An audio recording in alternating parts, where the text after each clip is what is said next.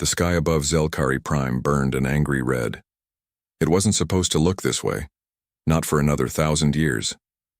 Yet the evidence was undeniable to anyone who looked up. Their son was dying. Elder Taeso stood before his instruments, his four-fingered hands trembling slightly as he adjusted the stellar measurement device. The readouts only confirmed what every scientist on their world already knew, but what most citizens refused to believe. 3 rotations, he murmured to himself. Perhaps 4. The door to his observatory slid open with a soft hiss. Counselor Nara entered, her normally luminescent skin pulsing with anxious patterns that matched her hurried footsteps. The High Council demands more precise calculations, she said without greeting. They believe your estimates are too alarming. Taeso didn't look up from his work. The Council can deny reality all they wish. Our son will not listen to their objections. Nara moved to stand beside him, looking at the data streams. Her scientific background was limited, but even she could see that the numbers were catastrophic. The unusual helium buildup in their stars' core had accelerated beyond all predictions. Have we received any responses? Taeso asked, though he already suspected the answer. Nara's skin darkened in the Zelkari expression of distress. The Varine claim they lack the resources for such a large-scale intervention. The Jogtari cited their non-interference directives. The Methaxi, she paused. The Methaxi said the risk of technological incompatibility was too great.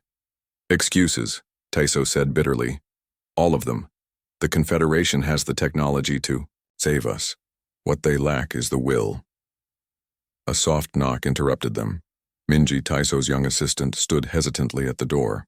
Her skin was still bright with youth, not yet dimmed by the weight of their impending extinction. Elder Taeso, she said, may I present an alternative? Taeso gestured for her to enter. Minji had always been his most creative student, though sometimes her ideas strayed into the realm of the impractical. I've been researching species outside the Confederation, she said, placing a data crystal on his desk, particularly one called humans. Nara made a dismissive sound. Primitives. They've barely reached the edges of their own system. Yes, Minji agreed, but they are not bound by Confederation protocols, and their history suggests a pattern of behavior that might work in our favor. Taeso activated the crystal. Images of the blue-green world called Earth filled the display. Humans looked strange to Zelkari eyes, solid and heavy, with only 2 arms and no luminescence to their skin. Their technology was indeed primitive, by Confederation standards. What pattern do you see in them? Taeso asked, curious despite his doubts. They help each other, Minji said simply. Even when there is no benefit to themselves, they cross oceans and mountains to aid strangers. They risk their lives for those they've never met. Nara scoffed. A primitive evolutionary response. All species start with such tendencies. The Confederation outgrew them. Perhaps that is the problem, Minji suggested boldly. Outside, another tremor shook the observatory. The third that day. They were increasing in frequency. Even if what you say is true, Taeso said, their technology is nowhere near advanced enough to stabilize a sun. But they might try, Minji insisted. And right now an attempt is more than what we're getting from the Confederation. Taeso looked at Nara, who seemed unconvinced but offered no counter-argument. What choice did they have? The Zelkari population of 8 billion couldn't be evacuated in time, not with their limited fleet. If there was even a small chance. Prepare the long-range transmitter, Taeso decided. We'll send a direct message to Earth. The Confederation will see this as bypassing proper diplomatic channels, Nara warned. Let them, Taeso replied. What more can they do to us? That evening, as the red glow of their dying sun cast long shadows across the capital city, Taeso, Nara, and Minji gathered in the Planetary Communication Center. The message they had prepared was simple, a call for help, with all the necessary, astronomical data included. Will they even understand it? Nara wondered aloud as they prepared to send the transmission. We've translated it into mathematical sequences they should be able to decode, Minji explained. If they're as resourceful, As my research suggests, they'll figure it out. Taiso placed his hand on the transmission control. If the civilized worlds won't help us, he said quietly, perhaps the uncivilized one will. He activated the transmitter.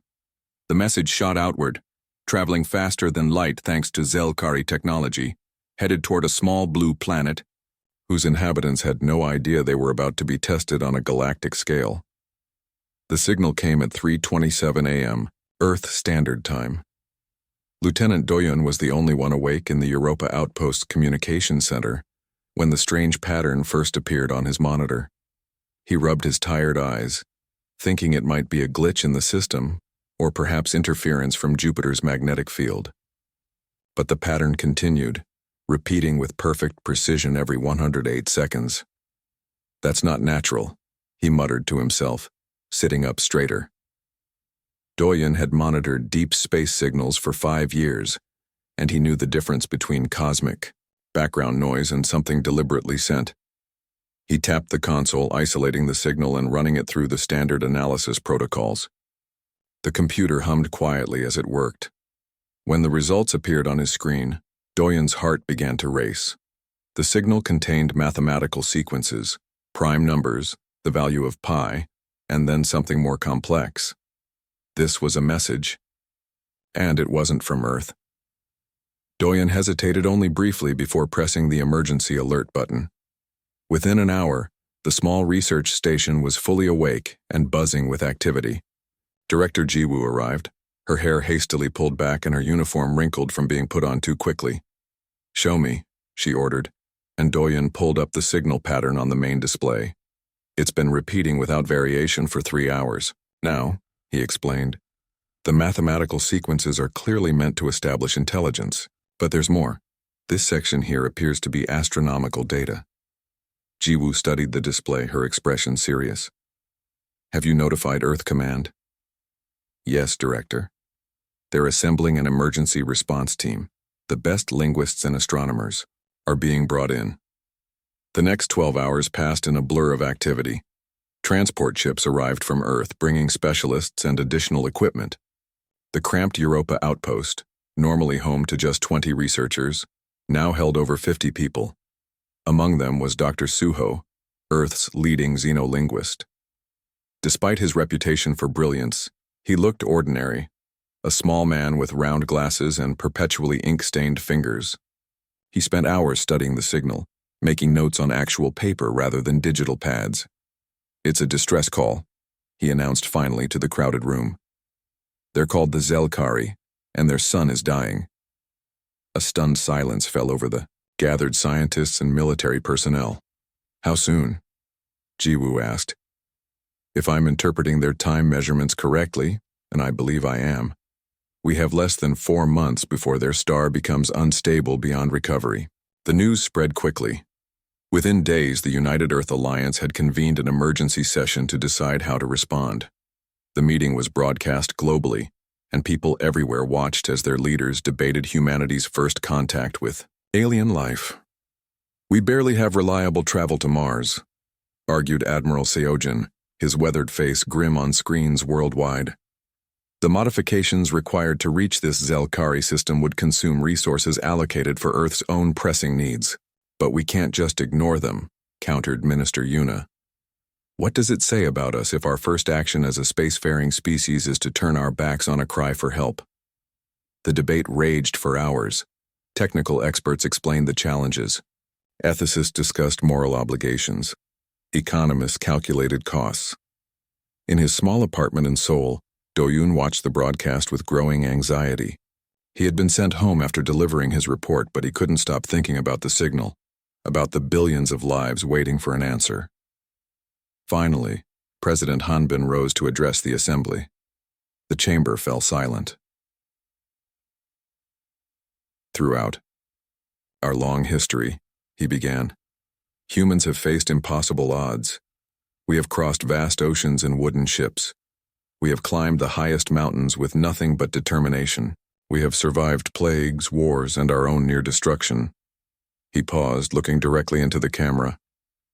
"And throughout that same history, we have reached out to help others in need, even at great cost to ourselves."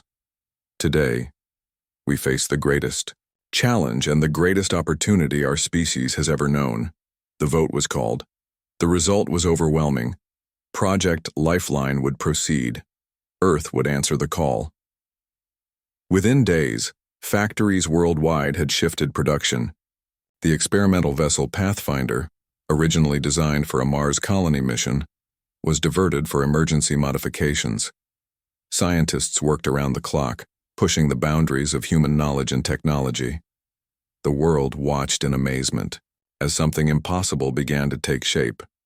The UES Hope, Earth's first true interstellar vessel, grew piece by piece in orbit. It would carry a crew of volunteers on what might well be a one-way journey. On the day the Hope's main engines were tested for the first time, Doyen received a message. He had been selected as part of the communications team.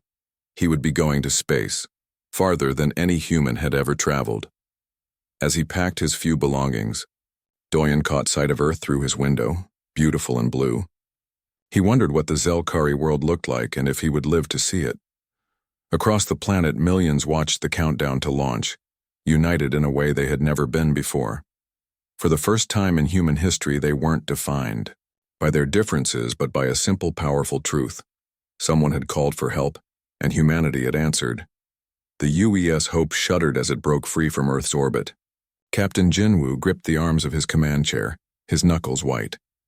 The experimental drive was making sounds no spacecraft engine should ever make, but somehow it held together. "Transition complete, Captain," reported Navigator Sora, her voice steady despite the beads of sweat on her forehead. "We are now on course for the Zelkari system." Jinwoo allowed himself a small smile. "Status report?" First Officer Yunha checked her console. All systems functioning within acceptable parameters. Estimated travel time: 27 days if the drive holds. If the drive holds. Those words hung in the air, unspoken but understood by everyone on the bridge. The Hope's experimental faster-than-light drive had never been tested beyond Earth's moon. It was based on theoretical physics that half of Earth's scientists still argued was impossible. "Thank you, Officer Yuna. Maintain course and speed. I'll be in engineering." The corridors of the Hope were cramped and utilitarian. Every cubic centimeter had been designed for function, not comfort.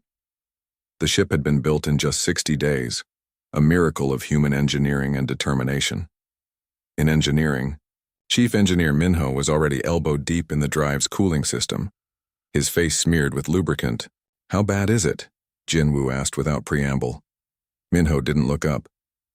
"The primary cooling array is operating at 142% of its designed capacity. The secondary is already showing microfractures from the stress." He finally glanced at Jinwoo. "She wasn't built for this kind of sustained output, Captain. Can you fix it?" "Fix it? No." Minho wiped his hands on a rag. "But I might be able to bypass the standard cooling cycle, create a modified flow that distributes the heat more evenly. Is that safe?" Minho laughed, a short, sharp sound with little humor. "None of this is safe, Captain. We're traveling faster than light in a ship built from theoretical blueprints. The bypass might buy us another week before total failure, or it might explode the moment I connect it." Jinwoo considered their options. Without the cooling system, the drive would overheat and shut down, leaving them stranded in deep space. The bypass was a risk, but doing nothing guaranteed failure. "How long will it take to implement?" 4 hours, maybe 5. "You have 4. Keep me updated." As Jinwoo left engineering, his personal communicator beeped. It was Dr. Hannah from Medical. "Captain, you should come to the observation deck. There's something you need to see." The observation deck was the one concession to non-functionality on the Hope. A large window looked out into the darkness of space, now streaked with strange light patterns as they moved faster than those same light waves. Dr. Hannah stood before the window, her medical scanner in hand. Beside her was Science Officer Junho. "What am I looking at?" Jinwoo asked. Junho pointed to the streaks of light. "That's not supposed to happen, Captain. According to all our theories, space should look dark even at FTL speeds. Those lights indicate we're creating some kind of wake. Is it dangerous?" "We don't know," Hannah admitted. but the crew members who've been watching it are reporting headaches, dizziness. I've detected unusual brainwave patterns in 3 of them. Another problem. Another unknown. Jinwoo ordered the observation deck sealed as a precaution. 7 days. Into the journey, the real trouble began. Radiation storm approaching, Sora announced, her voice tense. Unlike anything in our database, the view screen showed a roiling mass of energy directly in their path. Changing course would add days they didn't have to the journey. Shields to maximum, ordered Jinwoo. All non-essential crew to the core chambers. The Hope plunged into the storm. The ship groaned as radiation hammered against its hull. Warning lights flashed across every console. Shields failing, reported Yunha. Hull integrity at 60% and dropping. In engineering, Minho's bypass system suddenly made sense in a way it never had on paper. The modified cooling cycle could be reversed using the excess heat from the engines to strengthen the shields. Captain, he called over the comm, I need to try something unconventional. Our conventional options are gone, Chief. Do it. The next 3 hours were the longest of Jinwoo's life. The ship shook so violently that 2 crew members suffered broken bones. Systems failed one after another. And then, we're through, Sora announced in disbelief. The storm is behind us. Somehow Minho's impossible solution had worked. The heat redirection had created a thermal barrier that supplemented the failing shields just enough to get them through. When Jinwoo finally made it back to engineering, he found Minho unconscious on the floor, severe burns covering his arms where he'd manually held a connection in place when the automatic systems failed. 19 days into the journey, they received the first transmission from the Zelkari. The alien voice sounded both hopeful and disbelieving as it asked, Human vessel, is this real? Are you truly coming? Yes, Jinwoo replied simply. We're coming. Hold on. On day 23, the drive finally gave out. They were still 4 days from the Zelkari system at conventional speeds, too late to help. The crew gathered on the bridge. No one spoke. After everything they had endured, to fail now seemed too cruel to accept. Then Doyun, quiet Doyun, who rarely spoke unless spoken to, stepped forward.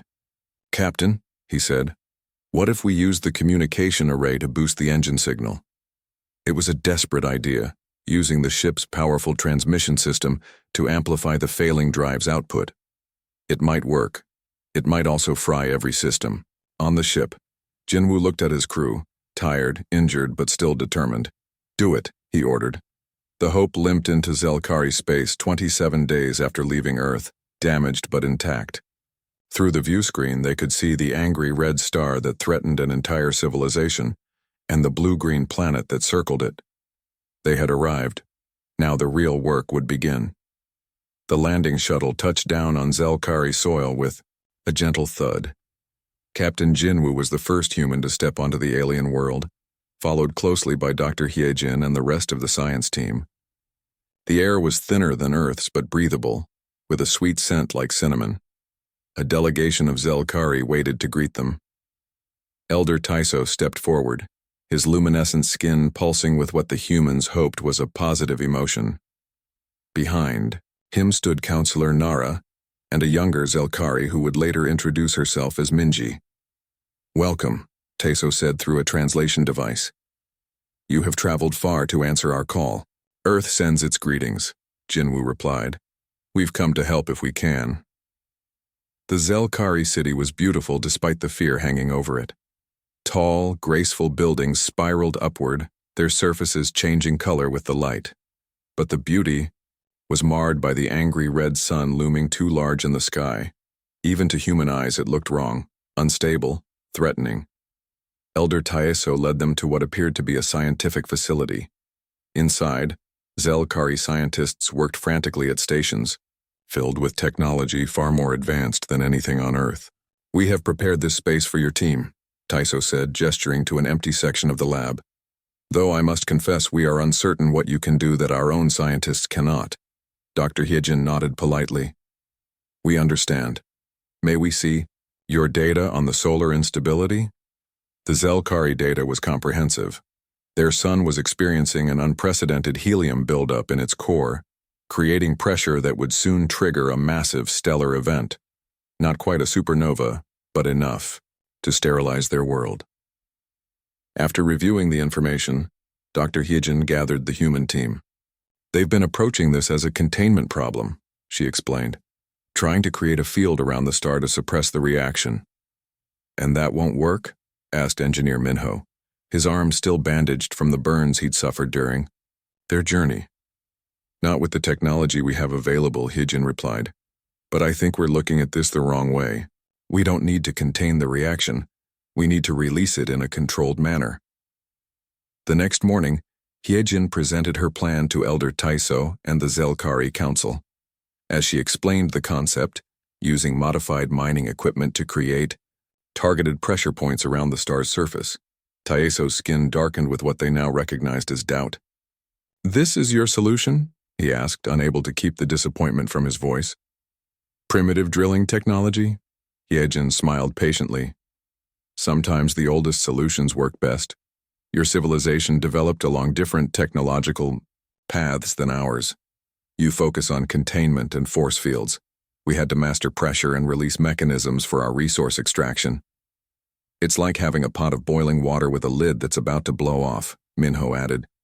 "You can try to hold the lid down tighter, or you can create a small hole to let the steam escape safely." Despite their doubts, the Zelkari were desperate. They agreed to help build the human devices, essentially a series of probes that would create controlled fusion reactions at carefully calculated points around the star. Work began immediately. Humans and Zelkari worked side by side, each learning from the other. The humans were awed by Zelkari materials science, while the aliens were impressed by the humans' practical approach to problem-solving. 5 days into the project, they received unwelcome visitors. A sleek ship arrived carrying representatives from the Galactic Confederation, the same advanced species who had refused to help the Zelkari. "We are here to observe," announced the Methaxi ambassador, a tall being with 6 limbs and metallic skin. "The Confederation is interested in your unusual approach." But observation wasn't their only purpose.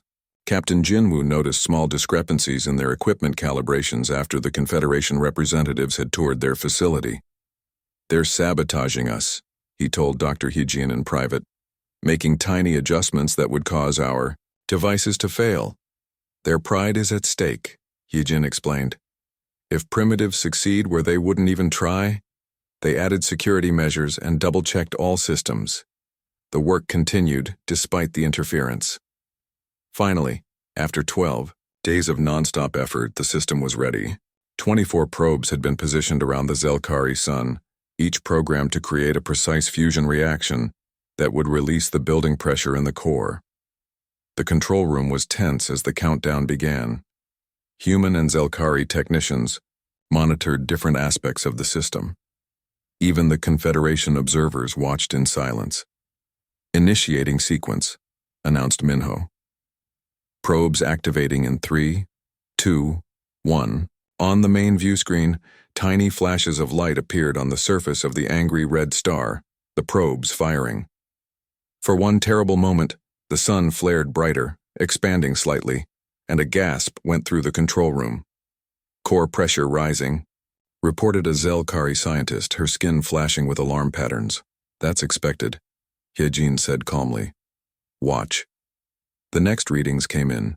Pressure rising, then stabilizing, then gradually beginning to fall. The artificial fusion points were working, creating channels for the excess energy to escape safely. Hours passed. The control room remained fully staffed, everyone too anxious to leave. Gradually, the sun's color began to shift from angry red toward a healthier orange. "It's working," Elder Taiso said finally, his voice filled with wonder. "You're actually saving our star." Dr. Hyejin smiled, exhausted but triumphant. "No, Elder. We're saving it together. Your knowledge of stellar physics combined with our approach to pressure systems. Neither of us could have done it alone." Outside, citizens of the Zelkari capital looked up at their changing sun. For the first time in months, they dared to hope. and in a corner of the control room, the Confederation observers whispered urgently among themselves, suddenly faced with the reality that the galaxy's order might be about to change. 1 year after, the crisis, the great hall of the Zelkari capital gleamed under the steady light of their rescued sun. The angry red glow that had once threatened their existence had given way to a healthy golden warmth. Through the crystal dome of the hall, the star shone down on an unprecedented gathering. Humans and Zelkari sat together as equals. Their physical differences were striking, the humans solid and opaque, the Zelkari with their translucent, luminescent skin. But the bond between them was unmistakable. At the center table sat President Hanbin of Earth and Elder Tyso of Zelkari Prime.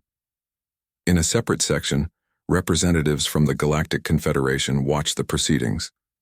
The Methaxi ambassador's metallic skin reflected the light as he shifted uncomfortably. Beside him, delegates from the other 11, advanced species of the Confederation, maintained careful diplomatic expressions.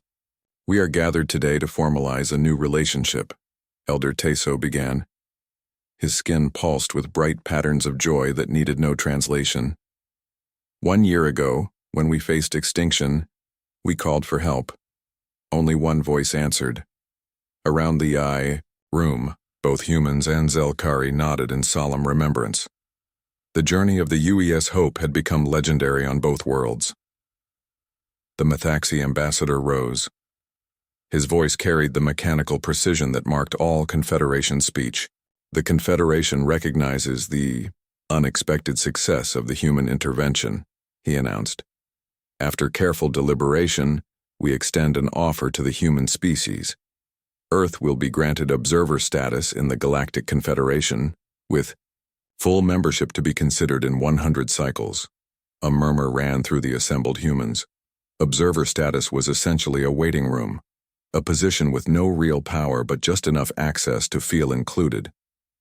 President Hanbin exchanged glances with Elder Teso. A slight smile passed between them. "We appreciate the offer," Hanbin responded, rising to address the gathered beings. "But we must respectfully decline under the current Confederation Charter." The Methaxi ambassador's metallic skin fluctuated with surprise. "Decline? Perhaps there is a translation error. No species has ever declined Confederation recognition." "There is no error," Hanbin continued. "In the past year, we have learned much about the Confederation's principles. Your advanced technology is impressive. Your cultural achievements span millennia. But your hesitation to help others reveals a fundamental difference in values." Elder Tyso stood as well. "The Confederation's first protocol is non-interference. This ensures stability but comes at a cost. When we faced extinction, this protocol became our death sentence." The assembly erupted in murmurs. Several Confederation species shifted uncomfortably, while others displayed gestures of disagreement. "Instead," President Hanbin continued once the room had quieted, "Earth and Zelkari have formed a new alliance. We call it the Mutual Aid Compact." Behind them, a large display activated, showing the text of this new agreement in multiple languages. "Any civilization may call upon compact members for assistance," Tyso explained, "without political preconditions or technological prerequisites." The Methaxi ambassador's voice took on a harder edge. "Such an approach invites chaos. Technologies shared without proper cultural development will lead to disaster." "Perhaps," Hanbin acknowledged. "But we believe the greater disaster is standing by when help is needed." A young Zelkari approached with an ornate box. Inside lay 2 identical devices, one handed to President Hanbin, the other to Elder Tyso. As they simultaneously activated the devices, a holographic document appeared between them. "The Mutual Aid Compact is now in effect," Tyso announced. Zelkari technology will be shared with Earth, and human innovation will continue to benefit our world. The signing was met with applause from both human and Zelkari attendees. Even some of the younger Confederation representatives looked impressed, though they quickly composed themselves when the Methaxi ambassador glared in their direction. As the formal ceremony concluded and the gathering broke into smaller conversations, Captain Jinwu, now Admiral Jinwoo of Earth's growing fleet, found himself approached by a junior communications officer. "Admiral," she said quietly, "we've received something you should know about." Jinwoo stepped aside to review the data on her tablet. His eyes widened slightly. 3 separate signals, all requesting direct contact with Earth? "Yes, sir. They're bypassing the Confederation channels entirely. Each one is from a different species facing various crises. They've heard about what happened here." Jinwoo looked across the room where Engineer Minho was deep in conversation with Minji, the young Zelkari who had first suggested contacting humans. They were sketching something together, probably another impossible innovation that combined Earth practicality with Zelkari materials science. Nearby, Dr. Heejin was explaining something to a group of curious Confederation youth who had slipped away from their elders to hear about human approaches to problem solving. "Inform the fleet," Jinwoo told the communications officer. "We'll need to prepare 3 mission teams." She nodded, but hesitated before leaving. "Sir, the Confederation won't be pleased. They consider these species under their protection." Jinwoo smiled slightly. "Protection doesn't mean much when you're facing extinction. Besides, we're not in the Confederation. We're something new." As the celebration continued, the rescued sun of Zelkari Prime shone steadily through the crystal dome. Its light fell equally on humans, Zelkari, and Confederation members, the past, present, and future of galactic cooperation. And somewhere in the vastness of space, 3 desperate civilizations waited, watching the stars for a sign that someone had heard their call for help. This time they wouldn't have to wait long.